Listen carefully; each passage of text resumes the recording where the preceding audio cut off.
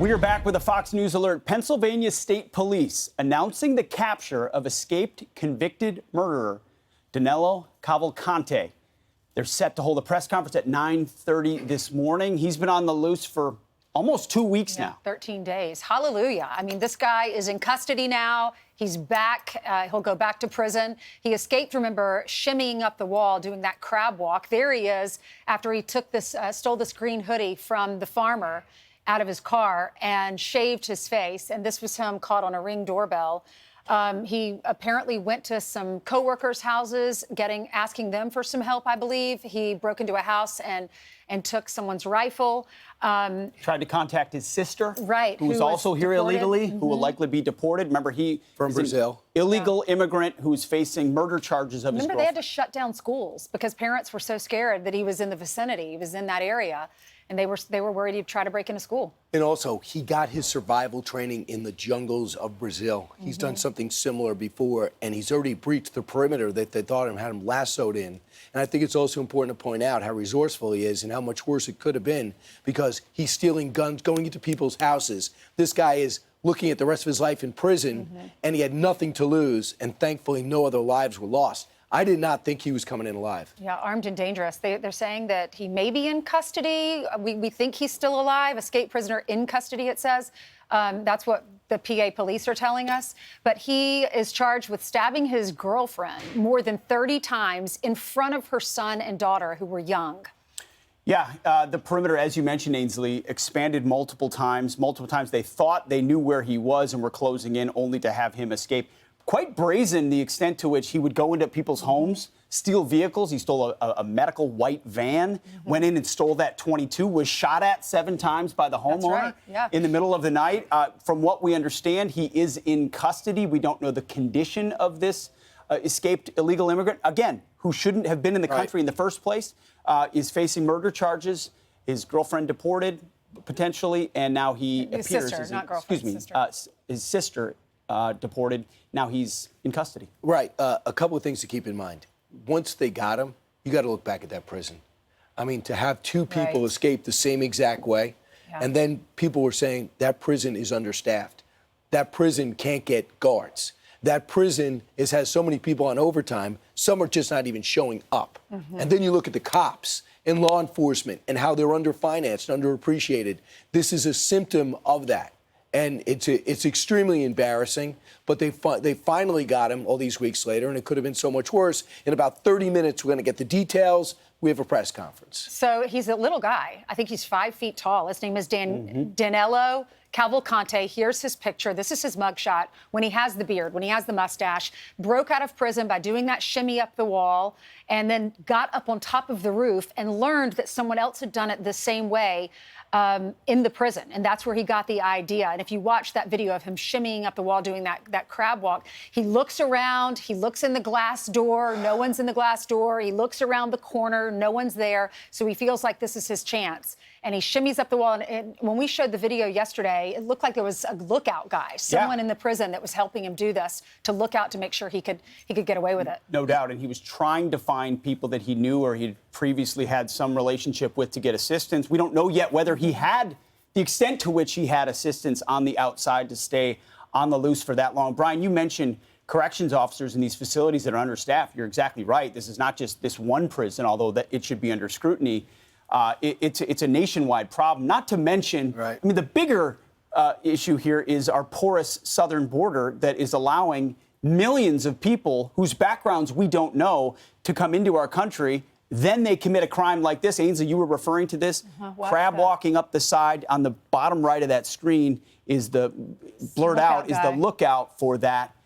He's been on the loose since that moment. Look at this. He's looking around. He looks in that glass door to see if anyone's there. He gets the go-ahead. All right, it's time. Here we go. And the other guy that escaped the exact same way, he was stopped by the lookout because the tower spotted him, and they got him. Brian. This is it. And this is a live, wow. Live footage. Live footage. Wow, that is a different hairstyle than we thought. Yeah.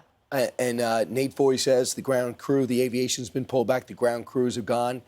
They got him. And I believe Pete, is National Guard involved there? Look at all the police. I don't believe.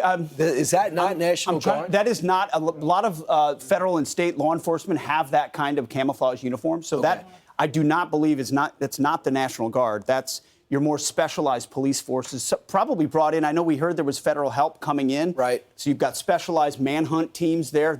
And if you're dealing with a wooded area, which much of this is, then you would want to have woodland or some type of camouflage. Those are law enforcement officers, not National Guard. So the quick thing, that is dramatically different from the Ring doorbell. I mean, didn't he have a shaved he had a head? well, he had a Could that hoodie not on, have so been you him? couldn't He had a see his hoodie on. hair. Wow. You couldn't see his So it was hair. pulled back. So yeah, and he shaved. He looked completely different in the shaved pictures with the hoodie on than he did in the in his mugshot. We must be getting helicopter footage there, I would imagine, at this point, following that capture. Shows you how many assets were on the ground. Yeah. Looking for him. Looks like he's wearing an Eagles sweatshirt, probably took or stole from somebody else. He changed his pants. I remember we heard those were discarded at some point in the process. I mean, how terrifying for all the neighbors in that area. They were shutting down schools. They were telling people to secure your property, make sure you have a weapon with you. I mean, I'm sure if, for women out there, I wouldn't want to be in the house by myself. Right. And think about this. The self-control of all those police officers. You know they're dealing with a murderer who had them up 24/7 for days, and you know how they feel about him, but they're treating him with respect. You can see the vehicle says Special Response Team on it. So they've got highly trained units out there looking for him within the cordon perimeter. Obviously, we don't see a rifle on him at this time. I wonder if there was any exchange at that particular moment. There we go. You see at the bottom right-hand side some of the weapons that were used. You got long-range sniper rifles. Do you think that was the rifle they took from him? Is that a .22? I don't know. Do you think it? It looks like it. It doesn't look like the rifle that the law enforcement would be carrying. So, Chris, you can see the white. Is that the stage scope manager of it? who knows a lot about rifles was pointing that one out. That likely. See it? He's holding it up. Yeah, see it right. You can see the mahogany wood or whatever kind of wood that is with the scope. It's got a scope on it. Yeah. Could be a .22. That's what. Wait, and that's his back, his bare back, right? What are they cutting? Well, off I gotta imagine they're also verifying. You could verify with tattoos exactly who he is. They're also, you want to make sure there's nothing in that. Right. These are probably pretty standard protocols of what law enforcement is doing. You just usually don't get this kind of shot of it. You know what? Off the top of my head, they don't know if he's wired with something. Sure. Right? So you got to cut him away. Or if he has other weapons, right? Right. Well, you would imagine they would have done an initial hasty search, no doubt. I mean, to pat him down and determine if there was anything else on him. Now that you're booking and processing and transporting him, they'll go to the next level. You see that they're taking photos. Maybe there's a tattoo on his wrist as well, but certainly on his back. These are all things you use as evidence to identify. I heard in one report that he also committed a crime in Brazil, a similar crime. Has that been verified? I've heard that too. Again, confirming we're not getting the best on a lot of these people that are crossing illegally. Right. We don't know much about them. Maybe wanted in their own country, involved in gang activity in their own country. Potentially, we don't know. But this is a pretty dramatic footage here.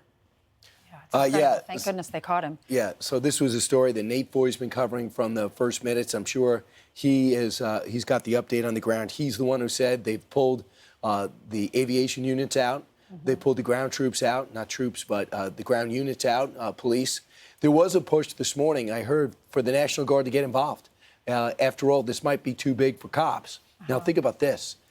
You're already understaffed. You're already underfinanced. Think about the resources needed, the way people were pulled out of their towns to find this guy. I'm hearing from some friends here chiming in that these are definitely SWAT teams on the ground right there. SWAT teams wear that kind of tactical camo.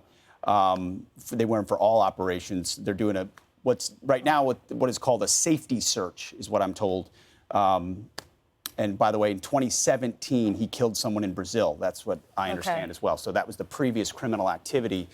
But yeah, you're going to search head to toe this guy before you transfer. So you killed somebody in Brazil and you still passed the background check here? Well, there was no background check, Brian, at the southern border these days. It's an open border, Brian, in case you haven't noticed. Anybody can come right on through, and maybe we'll help you and get you to the city of your choice. So this rocked that whole community. The reason we covered this extensively, he was on the run for 13 days. He escaped prison. And then the whole community, the school district, the O.N.J. Roberts School District announced that they were shutting down schools. The convict, we understand, was in his home. Yes. I'm Steve Ducey. I'm Brian Kilmeade. And I'm Ainsley Earhart. And click here to subscribe to the Fox News YouTube page to catch our hottest interviews and most compelling analysis.